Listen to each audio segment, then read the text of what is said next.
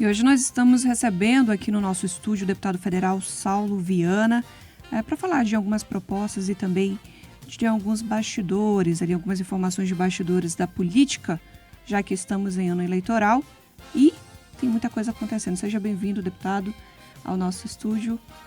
O senhor já é a primeira vez esse ano, né? Primeira vez de 2024. É, 2024 é a primeira vez. Bom dia, obrigado pelo convite mais uma vez. Obrigado, Rafael, Diane, e a todos os ouvintes da Band News Difusora.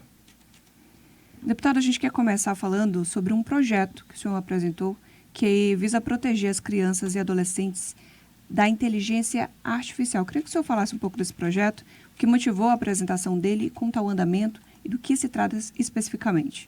Então, primeiro, a ideia desse projeto de lei é por conta dessa novidade que existe hoje na internet, que é a questão da inteligência artificial.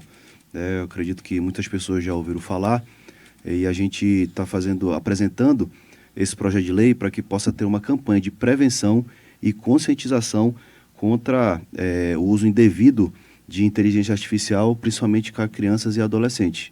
A questão da inteligência artificial, por exemplo, já tiveram vários casos aqui no Brasil de, por exemplo, ser usado imagem de pessoas famosas, de artistas, para fazer, por exemplo, a promoção de produtos, né, e não sendo a pessoa, né, isso seria um uso indevido de imagem. E agora ela caminha também para o uso de inteligência artificial, inclusive contra crianças e adolescentes, principalmente para o lado ruim, que é o, por exemplo, de pornografia infantil, de deepfakes, enfim.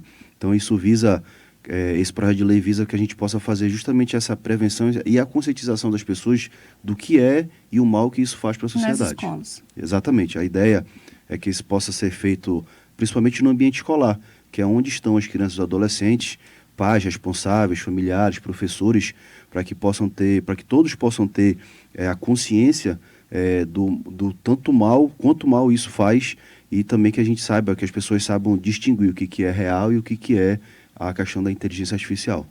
É uma situação bem sensível, né, deputado? A gente até falou agora há pouco, por exemplo, das denúncias que estão sendo feitas naquela questão da Ilha do Marajó, né, que isso tem chocado bastante a população brasileira. E como a gente falou, né, uma especialista da UFPA falou pra gente que sim, que existe, que infelizmente os crimes são cometidos, que há esse cenário, mas que não é só isso e não do jeito que está sendo divulgado, né? E aí fica aquela questão do cuidado da divulgação de informações e até o uso de inteligência artificial para a divulgação de deepfakes, né, dessas informações. Isso também abrange essa questão, deputado? Isso é mais um exemplo de o quanto a desinformação, né, e as fake news fazem mal, né? E agora a gente tem aliado a isso. A inteligência artificial é algo que naturalmente é uma tecnologia nova que ela veio para ficar e a gente vai ter que se acostumar, vai ter que aprender a conviver com isso, mas infelizmente tem uma parte de pessoas, no caso os criminosos da internet, que leva isso para o lado ruim, né? Quando você, por exemplo, o uso de deepfakes e assim também usando imagens devidas de crianças, e aí, por exemplo, todos nós aqui, por exemplo, quem tem filhos, você vai posta uma foto na sua rede social, particular, privada, do seu filho. Isso é suscetível para que um criminoso desse pegue a imagem do seu filho, por exemplo, e use numa deepfake para poder, por exemplo, vender imagens de crianças. E isso é algo que infelizmente, isso é muito ruim. E esse tipo de crime tem crescido no mundo todo, não é diferente no Brasil.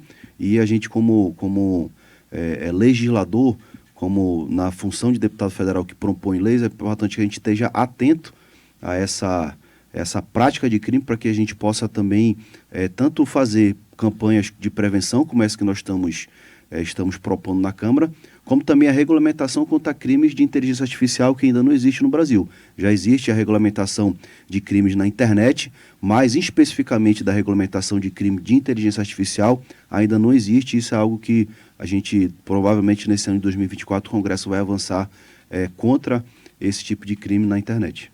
Existe uma preocupação da Justiça Eleitoral em relação à inteligência artificial, mas os partidos, a classe política, como está se preparando para enfrentar essa questão nessa eleição?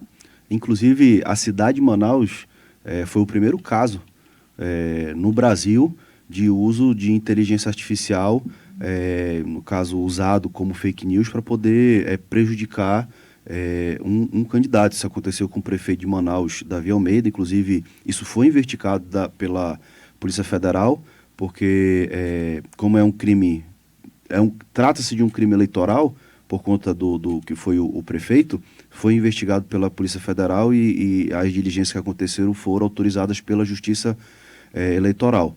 Então, os partidos também têm, no caso, tendo a atenção sobre essa novidade. Né? Isso aconteceu aqui em Manaus, isso tem acontecido em outras cidades do Brasil, e como a gente está se aproximando do período eleitoral e o uso da internet ela tem se intensificado muito para as campanhas eleitorais, pelo lado positivo de você poder apresentar suas propostas, enfim, conversar com o seu eleitorado, mas infelizmente também tem essa questão do lado negativo, né, das fake news, que foi usado muito no ano de 2022, e agora usando também a inteligência artificial para difamar e para prejudicar candidatos. Então isso é mais uma novidade que a Justiça Eleitoral, os partidos têm se precavido sobre isso, mas a Justiça Eleitoral também está muito atenta para poder combater esse tipo de crime.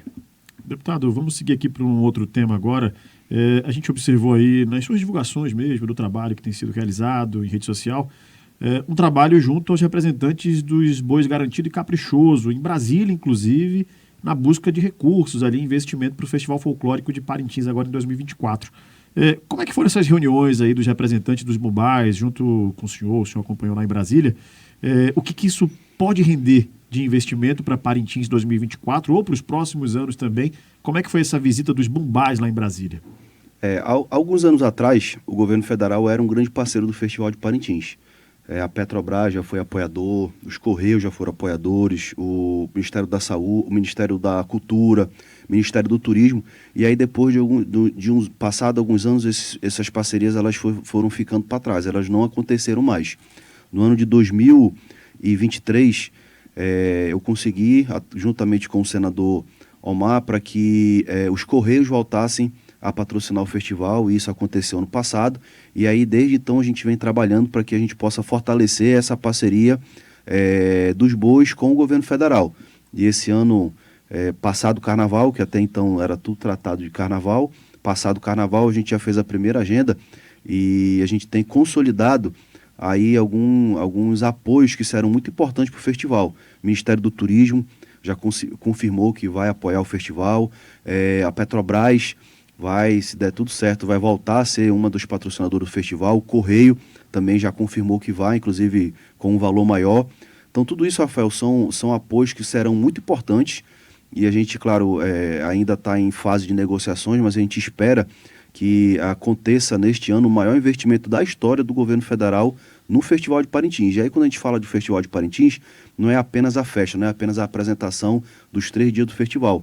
Tem todo um trabalho que é feito, principalmente antes do festival, que tem os bois, tanto na cidade de Parintins como para o estado também, é a nossa identidade cultural, tem a questão cultural, tem a questão social, porque os bois também trabalham muito com o social na cidade de Parintins, e tem também, claro, a questão econômica.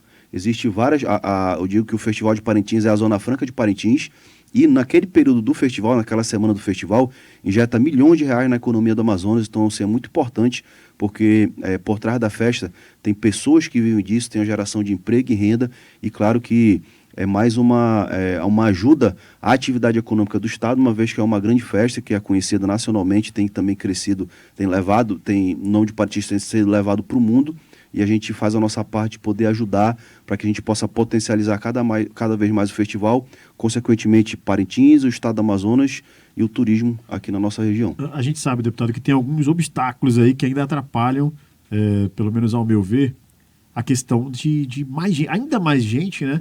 E que até deixa aquela questão também do, puxa vida, mas é tão caro, que é a questão do preço das passagens aéreas. Sim. A questão também dos ingressos, né, que o Ministério Público também apura essa questão dos preços dos ingressos. Isso foi tratado nessa reunião em Brasília, essa questão de tentar resolver o problema de malha viária, de preço muito caro de passagem para Parintins, principalmente nessa época? E assim, naturalmente, as pessoas que tratam disso em Brasília, como o Ministério da Cultura e o Ministério do Turismo, eles são conscientes dessas problemáticas que tem no festival, mas isso assim, só vai ser resolvido definitivamente quando a gente tiver a maior oferta. Por exemplo, quanto mais oferta de empresas aéreas operando para Parintins, naturalmente vai baixar o preço das passagens, porque hoje apenas uma empresa aérea faz esse voo para Parintins no período festival. Inclusive, tá para ser anunciado, está muito próximo de ser anunciado, que, por exemplo, uma companhia aérea vai fazer um voo no período do festival de São Paulo direto para Parintins. Isso vai, com toda certeza, impulsionar ainda mais as pessoas do sul, do sudeste que já conhecem o festival e querem voltar, e outros que querem conhecer, para poder ir até Parintins. E a questão dos ingressos em específico, o que acontece hoje? O Ministério, na verdade, tanto o Ministério Público como o PROCON não é a questão do valor dos ingressos, mas sim a questão da transparência da venda dos ingressos. Porque se você for, esse ano, acho que em 10 minutos que abriu, acabou a venda dos ingressos. Na verdade, então, assim, tem toda uma apuração sobre isso para que tenha a transparência. E só que isso também, o que acontece? Hoje eu até fiz essa pergunta para os presidentes dos bois. São comercializados para o festival aproximadamente 4 mil ingressos. Ou seja, tem uma demanda muito grande. Então, assim, já começa a chegar na hora de começar a ser planejado e pensado para que possa ser construído um novo bombódromo, porque o bombódromo ele foi construído na década de 80, em 2013 ele passou por uma ampliação, e hoje ele realmente já não tem mais espaço para você poder construir, principalmente as arquibancadas, que são onde tem o maior o volume de pessoas. Então, você já deve ser começado a planejar e se pensar para se fazer um investimento para que possa construir um novo bombódromo com uma estrutura maior, não de arena, mas de capacidade de público, para que a gente possa ter aí aumentado a nossa oferta e, consequentemente, com uma oferta maior, a tendência dos preços a caírem, né? Quando o senhor fala muito próximo de ser anunciado esse voo direto, é mais ou menos quando? Na verdade, só está com uma pendência hoje de um apoio logístico que a companhia aérea precisa, que está sendo tratado com a Prefeitura. A Prefeitura já sinalizou positivamente. Porque que acontece? O voo Manaus-Parintins é próximo, é aproximadamente 50 minutos. Então, assim, os aviões teriam autonomia para poder ir e voltar sem precisar abastecer. No voo para São Paulo já seria diferente, né? O voo não teria autonomia de vir de São Paulo para Parintins e voltar. Então, teria que ser dado, eles estão buscando uma opção logística para que as aeronaves possam ser abastecidas no município de Parintins. Então, isso é algo que está caminhando positivamente. Acho que agora, em março, vão acontecer os anúncios do festival. Naturalmente, o anúncio do governo do estado, o apoio do governo do estado, o anúncio oficial da festa, e esses outros anúncios vão ser naturalmente. Então, acredito que em março tudo isso já seja resolvido, até porque para ter tempo, né, para as pessoas possam se programar para comprar passagem, enfim. Eu sou muito suspeito para falar, né? Por ser de Parintins, eu só fico na torcida que dê muito certo essa questão do investimento do governo federal, né? Esse próprio investimento mesmo de malha aérea, né? Esse voo de São Paulo para Parintins seria muito bacana, muito interessante. Exatamente, está caminhando positivamente, Rafael. Acredito que vai dar tudo certo. Deputado, a gente tem... Desculpa, Jenny, pode ir. É exatamente isso que eu ia falar. A gente tem só uns minutinhos A gente vai ter 2 minutinhos. Eu acho que é importante perguntar sobre a questão da eleição, né, Jenny? Como é que está o cenário do União Brasil, né? Como é que o União Brasil está se movimentando na construção das alianças para a eleição desse ano? E circulou nos bastidores um boato de que o senhor ia sair do União Brasil. Eu queria que o senhor falasse sobre isso e procede essa informação. Primeiro, União Brasil, inclusive hoje cedo eu recebi a ligação do vice-presidente nacional. Agora, dia 29 de fevereiro, que é quinta-feira, vai ter a reunião da Executiva Nacional, onde vai ser feita a nova eleição do Diretório Nacional do partido. E existe uma resolução no partido de que todas as candidaturas a prefeito ou a vice-prefeito das capitais, elas serão decididas pela direção nacional. A direção nacional do partido é um colegiado de membros que se reúne, né, periodicamente, ou quando existe uma demanda que seja feita uma reunião extraordinária, e nessa reunião da executiva é que são decididas as candidaturas, principalmente das capitais, tanto de prefeito como vice-prefeito. Ou seja, então, como ainda vai ter a reunião, ainda vai ter ainda a eleição da nacional, então, sim, posteriormente, só que provavelmente vai ter essa reunião que vai definir se União Brasil, as candidaturas do União Brasil nas capitais, e Manaus não é diferente, não vai sair dessa regra. Ou seja, não existe nenhum indicativo ainda de candidatura majoritária do União Brasil aqui na cidade de Manaus, porque isso passa pela Executiva Nacional. Claro, o partido tem se organizado no interior. Recentemente o governador foi alçado à presidência do estado do Amazonas, no caso da estadual, né? Já alguns diretórios já foram definidos e o partido tem se organizado para a eleição naturalmente.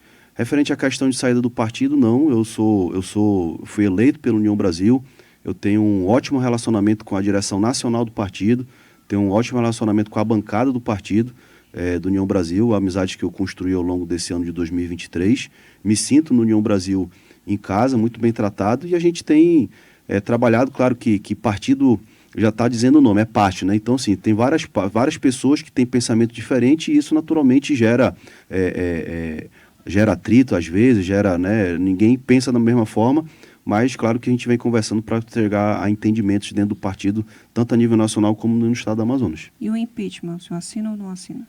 Na verdade, assim, o primeiro é importante se esclarecer.